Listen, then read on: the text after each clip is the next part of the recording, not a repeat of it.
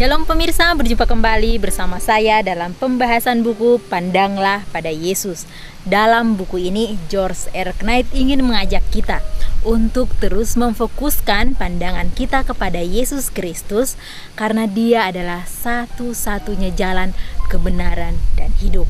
Dan juga dalam setiap pandangan kita terus kita fokuskan kepada Tuhan, maka kita akan memiliki harapan di kehidupan saat ini dan harapan untuk kehidupan yang akan datang. Sebelum kita membahasnya, kami mengundang saudara-saudara untuk berhenti sejenak dari setiap kegiatannya. Mari kita meluangkan waktu kita untuk mempelajari bersama dalam buku ini dengan judul Harga Pemuridan. Ayat inti kita pada saat ini terdapat dalam Lukas 14 ayat 25 sampai 28. Pada satu kali, banyak orang berduyung-duyung mengikuti Yesus dalam perjalanannya. Sambil berpaling, ia berkata kepada mereka, "Jikalau seorang datang kepadaku dan ia tidak membenci bapaknya, ibunya, istrinya, anak-anaknya, saudara-saudaranya, laki-laki dan atau perempuan, bahkan nyawanya sendiri, ia tidak dapat menjadi muridku. Barang siapa tidak memikul salibnya dan mengikut aku, ia tidak dapat menjadi muridku. Sebab siapakah di antara kamu yang kalau mau mendirikan sebuah menara, tidak duduk dahulu membuat anggaran biayanya, kalau cukup uangnya untuk menyelesaikan pekerjaan itu?" Yesus tidak kekurangan murid. Memperoleh pengikut rupanya salah satu hal paling mudah untuk dia lakukan. Dia dapat menyembuhkan secara ajaib, memberi makan mereka jika mereka memerlukan, dan gudang kasih kisah-kisahnya akan dicurahkan kepada semua orang dengan hebatnya. Bagaimanapun, Yesus penghibur yang asik. Banyak dari mereka yang mengikuti dia sedikit pun tidak mengerti arti semuanya itu. Akibatnya Yesus berhenti, berbalik kepada orang banyak, dan memberikan kepada mereka kenyataan tegas tentang pemuridan yang benar. Itu berarti membenci keluarga Anda, bahkan nyawa Anda dan kehidupan Anda sendiri. Ya, jadi sekarang ini kita belajar bagaimana harga seorang pemuridan. Bagaimana harga pemuridan dari seorang murid. Di sini kita mempelajari, kalau di ayatnya mengatakan kita harus membenci akan orang tua kita, anak kita, dan lain sebagainya. Membenci bukan dalam arti kita membenci mereka dan tidak mau berhubungan dengan mereka. Di sini menekankan kepada kita, mungkin pada saat kita mau melayani Tuhan, banyak sekali penghalang-penghalang yang akan menghalangi kita untuk tidak melakukan pekerjaan Tuhan itu. Mungkin itu saudara kita, orang tua kita. Tetapi ingat, pada saat mereka menghalangi kita harus terus menghormati mereka, tetapi kebenaran tetap kebenaran. Di sini kita harus dapat menempatkan diri kita, bukan kita melawan akan orang tua kita dengan berkata yang kasar dan lain sebagainya. Karena di firman Tuhan juga mengatakan kepada kita agar kita menghormati akan orang tua kita, menghormati akan saudara-saudara kita. Tetapi kita tetap dalam kebenaran Tuhan dengan menjelaskan sebaik-baik mungkin. Dan di sini juga dikatakan bahwa kita tidak membenci dengan benci dan akan membuat mereka dengan kejamnya, tetapi kita harus mendoakan mereka agar mereka pun dapat melihat terang kebenaran yang ada pada kita, yaitu melalui Yesus Kristus. Dia telah memberikan kita terang kebenaran itu. Dan dikatakan bahwa karena penghalang-penghalang itu, maka kita harus terus berpegang pada kebenaran Tuhan. Di sini Yesus berbicara dengan gaya berlebihan untuk memperoleh perhatian dari antara mereka.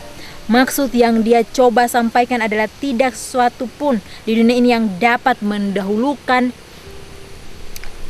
ketimbang Tuhan di dalam kehidupan kita. Sudah jelas sekali sebagaimana yang tadi saya katakan bahwa hal kerajaan surga itu harus kita dahulukan, atau kebenaran itu harus lebih dahulu dibanding dengan hal-hal lain.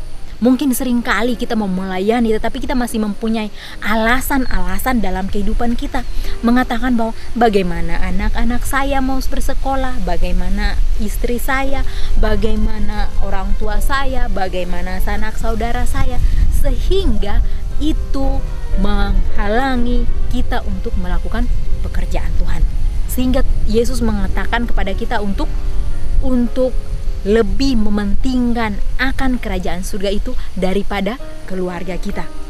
Kalau kita melihat kehidupan daripada murid-murid Yesus, pada saat mereka dipanggil, mereka pun mempunyai tanggung jawab untuk keluarganya dan juga orang-orang yang bergantung hidupnya kepada mereka.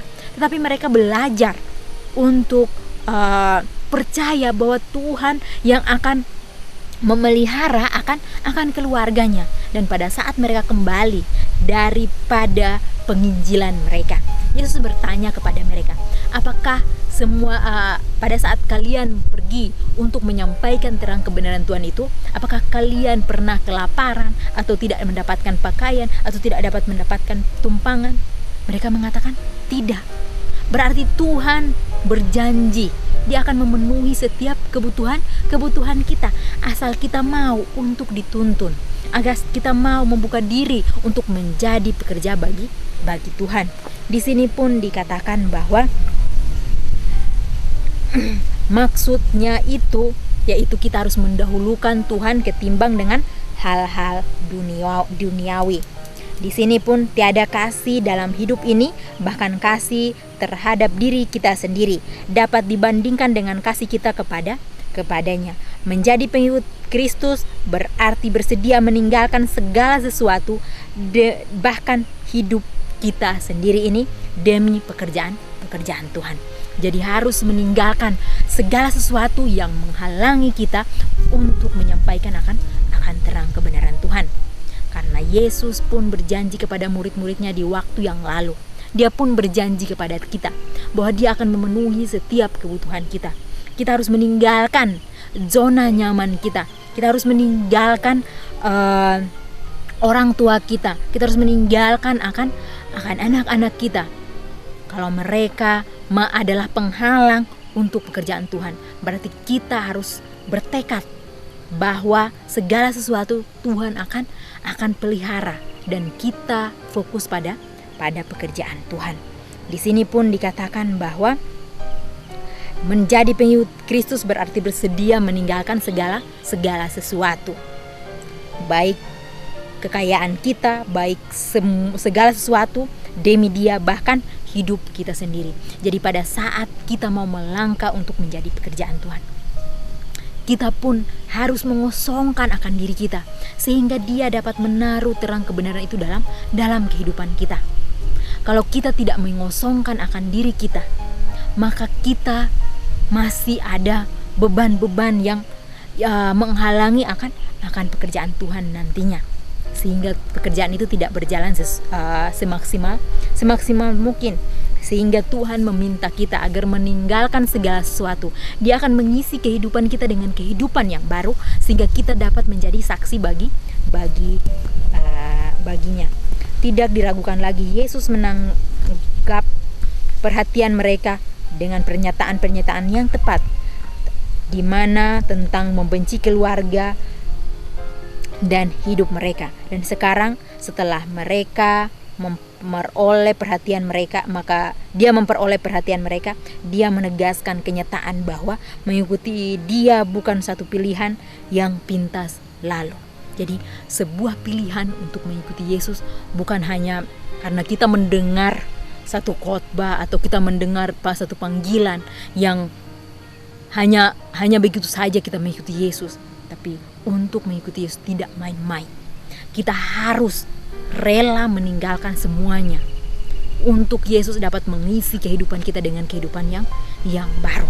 Mau kita untuk meninggalkan zona nyaman kita untuk mencari hal yang mungkin dengan dunia orang ini sudah gila, atau orang ini benar-benar tidak semuanya ditinggalkan untuk pekerjaan Tuhan. Orang bisa mengatakan apa, tetapi kalau kita sudah masuk ke dalam ladang penginjilan, sebagaimana pengalaman demi pengalaman kita akan dapat, dan itu akan menguatkan kita. Mungkin orang bertanya kepada saya khususnya, kenapa kamu tidak bekerja saja? Kamu sudah menyelesaikan pendidikan kamu dan kamu tidak bekerja saja. Tapi dalam satu hal yang orang lain tidak dapat mengerti dari semuanya, ada kebahagiaan tersendiri yang terdapat dalam pelayanan itu. Mungkin kita tidak bisa mengutarakannya dengan kata-kata, tapi pada saat kita berjalan bersama dengan Tuhan, banyak sekali pengalaman-pengalaman yang akan menguatkan iman kita. Ini bukan sesuatu hal yang saya sombongkan, tetapi ini himbauan bagi masing-masing kita, bahwa segala sesuatu Tuhan akan penuhi, sebagaimana murid-muridnya yang lalu. Dia memberikan janjinya kepada mereka, keluarga orang yang bergantung kepada mereka, tetapi mereka meninggalkan semuanya untuk pekerjaan Tuhan. Dan di situ jaminan Tuhan bagi masing-masing mereka. Tuhan memelihara keluarga mereka, Tuhan memelihara kehidupan mereka juga. Dan apa yang harus kita khawatirkan di dunia ini? Kita bila mana percaya kepada Tuhan, kita harus menjadi pekerja-pekerja bagi Tuhan di akhir zaman ini. Dengan demikian, mereka selanjutnya Yesus mengajar mereka harga pemuridan yang diakhiri dalam Lukas 14 ayat 33 dengan ucapan, demikianlah pula tiap-tiap orang di antara kamu yang tidak melepaskan dirinya dari segala miliknya tidak dapat menjadi muridku. Apapun yang menghalangi kita untuk bekerja bagi Tuhan, kita harus tinggalkan. Dikatakan bahwa bila mana harta milik kita yang menjadi penghalang bagi kita, kita harus tinggalkan.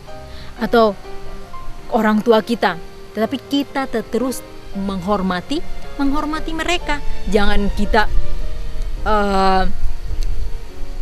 menyalahgunakan hal yang dikatakan oleh Yesus ini. Dikatakan bahwa kita harus terus menghargai mereka, karena di dalam 10 hukum juga dikatakan bahwa hormatilah ayahmu dan ibumu, dengan cara kita minta kepada Tuhan agar dapat menolong kita, sehingga kita menjelaskan setiap tutur kata kita, terus kita menghormati mereka, tetapi kebenaran harus yang terutama dalam kehidupan kita. Di sini menghitung harga itu krisual bagi calon-calon murid, itu penting bagi kita. Dan berapa harganya? Bukan semata-mata per 10 atau per 10 dari pendapatan saya dan persembahan saya. Maksudnya adalah membiarkan dia menjadi Tuhan atas uang kita. Itu juga bukan berarti sepertujuh dari waktu saya dalam hidup saya untuk hari Sabat, yaitu hari Sabat, saat saya beribadah kepadanya. Tidak, itu artinya membiarkan dia menjadi Tuhan atas seluruh waktu saya.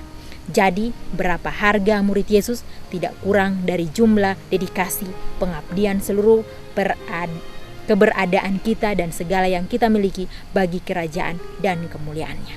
Jadi di sini sudah sangat jelas sekali bahwa harga pemuridan adalah segala yang ada pada kita adalah kita harus mengambil dia menjadi Tuhan atas semuanya. Dalam penggunaan waktu kita, biarlah kita meminta Tuhan agar menuntun kita, sehingga waktu yang kita gunakan bukan untuk diri kita saja, tapi kita menggunakannya untuk pekerjaan Tuhan. Harta milik kita, biarlah kita meminta kepadanya agar dia dapat menuntun kita, agar kita mempunyai hati di mana harus mengorbankan semuanya untuk pekerjaan Tuhan. Karena seringkali kita menganggap bahwa segala sesuatu itu adalah milik saya, sehingga kita tidak mau keluar dari situasi seperti itu. Tetapi Yesus menegaskan kepada kita bahwa harga dari permuridan seorang murid yaitu kita harus menyerahkan semuanya ke dalam Tuhan. Baik tubuh dan jiwa kita serahkan kepadanya, agar Dia dapat menggunakan kita. Jika kita mempunyai kekayaan, serahkanlah kepada Tuhan agar kita dapat menggunakan kekayaan kita itu untuk pekerjaan Tuhan. Jika kita tidak mempunyai apa-apa, hanya diri kita saja, serahkanlah diri kita kepada tangan Tuhan. Biarlah Dia yang menuntun kehidupan kita agar kita menjadi berkat buat orang lain. Sebagaimana Yesus hidup di dunia ini, Dia terus melakukan pekerjaannya bukan untuk dirinya, tetapi untuk orang lain. Biarlah kita dapat mengambil teladan daripada Yesus itu, menjadi bagian kita hari ini, agar kita dapat menjadi murid-murid yang bisa dipakai di akhir zaman ini. Di sini dikatakan bahwa demikian pula tiap-tiap orang di antara kamu yang tidak melepaskan dirinya dari segala miliknya, maka kita tidak akan menjadi apa? Bisa menjadi murid-muridnya, karena akan menghalangi kita, karena hati kita akan terbagi, sehingga kita tidak memfokuskan pandangan kita terus kepada Tuhan. Jadi biarlah kita meminta Tuhan hari ini, kita datang dengan penuh kerendahan hati kita, memohon agar Dia yang dapat menuntun kita, memohon agar Dia dapat memberikan kita satu teladan yang sempurna, memberikan kita hidup yang baru, di mana hidup bukan diri kita saja yang hidup, tetapi Dia yang mengutus kita. Biarlah Dia yang hidup dalam kehidupan kita, sehingga hari ke hari kita terus memantulkan akan tabiat Kristus. Biarlah kita bercermin terus kepada Yesus, di mana saat kita bercermin kepada Yesus, maka kehidupan lama kita akan dikikis hari demi hari, sehingga kehidupan kita akan diperbarui menjadi tabiat seperti Yesus.